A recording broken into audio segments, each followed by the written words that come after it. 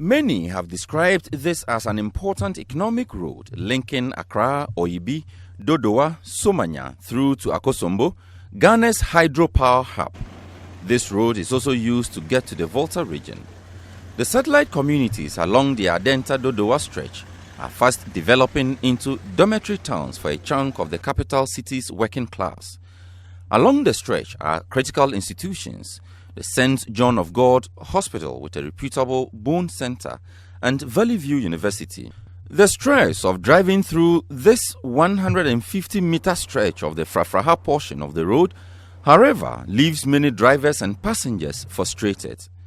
Defined by its unique-sized potholes, drivers meander their way through. The resultant effect is this unbearable vehicular traffic. Businesses trading along the shoulders of the stretch are not spared the dust in dry weather and floods during the rains. We went to the municipal assembly to tell them the contractor have not done well at all. I said, okay, fine, if that is the issue. It was one guy that we met there, he said, very soon the road will be asphalted, so we should take heart. Everything will be put into order.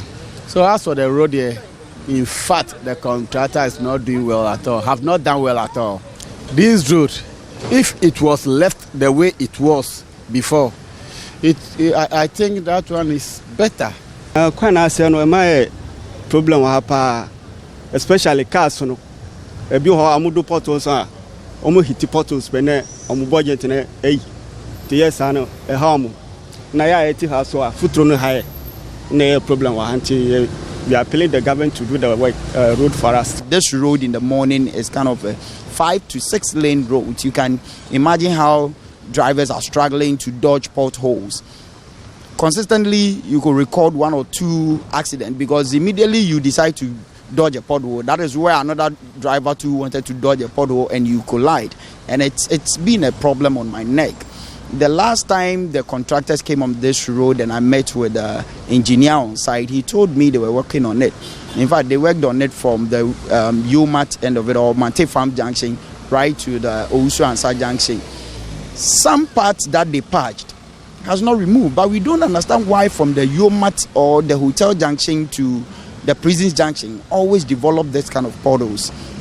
Is it because of the nature of the soil or what? And if it is the nature of the soil, I believe the engineers and the expertise that they have, they should have been able to find solutions to the problem, because this is the second time in a row that they have tried patching this road. But unfortunately, anytime they do it, it develops this kind of same problem. The drivers, passengers and residents alike are at their wits' ends as to how to deal with what is obviously a health and safety hazard. I think that whoever did this road did a really bad job. I mean, it's not like I'm disrespecting anybody, but I think that whoever did this road has to be made to rerun the whole program again. Because, look, it's a short distance though, from the engine filling station and just to, well, I think the school, the Royal School, that's it. So how come that he was able to do from that place and it worked, and then this part too, anyway, and only this part, and this is the challenge. The road, all the problems about the road is just this short distance, and we fall in this thing every day.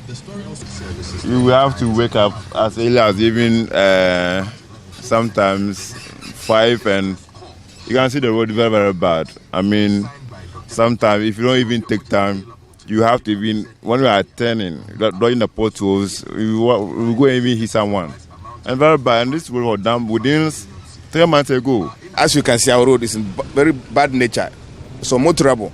And unfortunately for us, there's toll booth ahead. Every day, the drivers pay toll. So it doesn't speak well of us as a country. So the authorities should come to our aid and fix this road once and for all.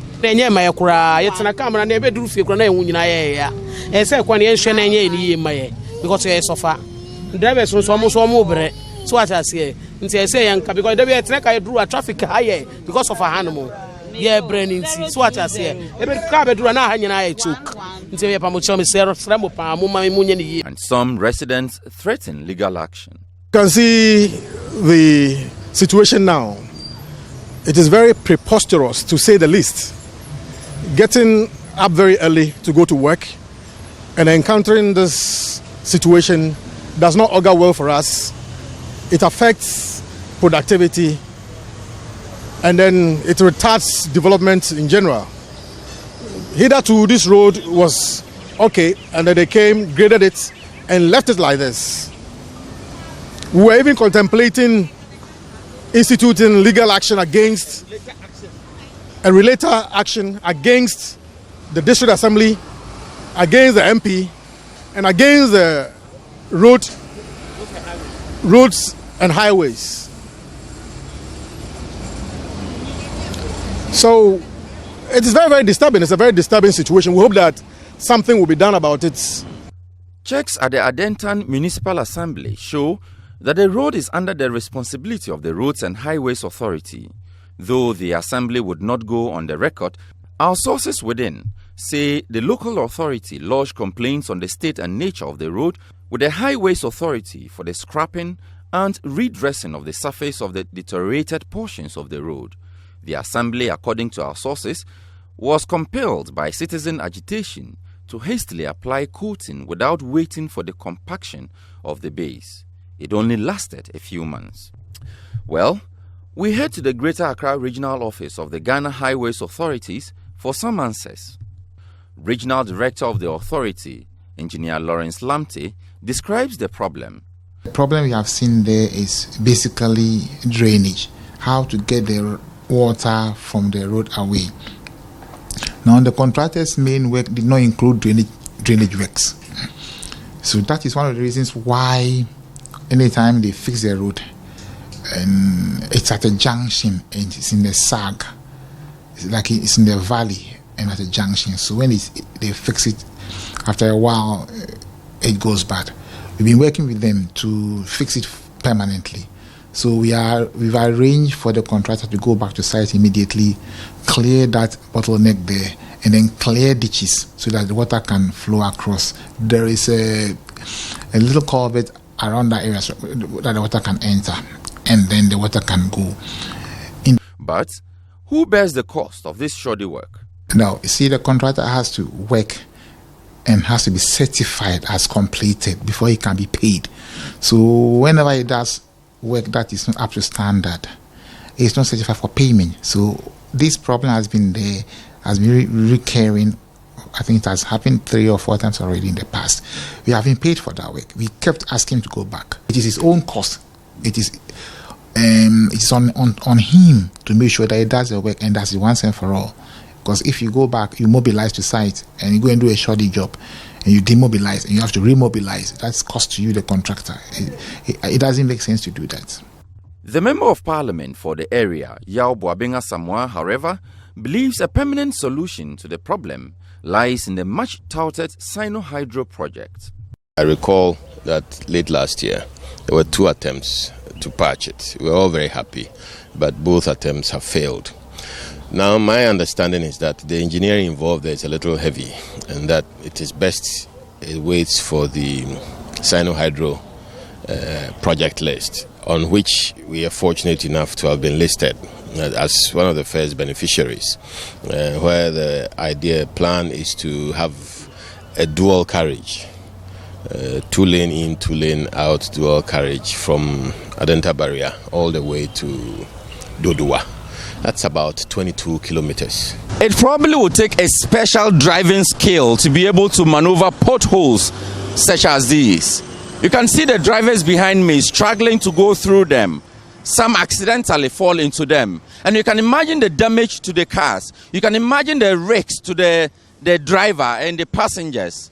Well, we are told that this portion of the road is part of a bigger plan. Until that plan kicks into play, drivers are asking, residents are asking, how are they supposed to cope? The risk and the dangers. Reporting from Frafraha, I am Sixtus Dong Ulo for City News.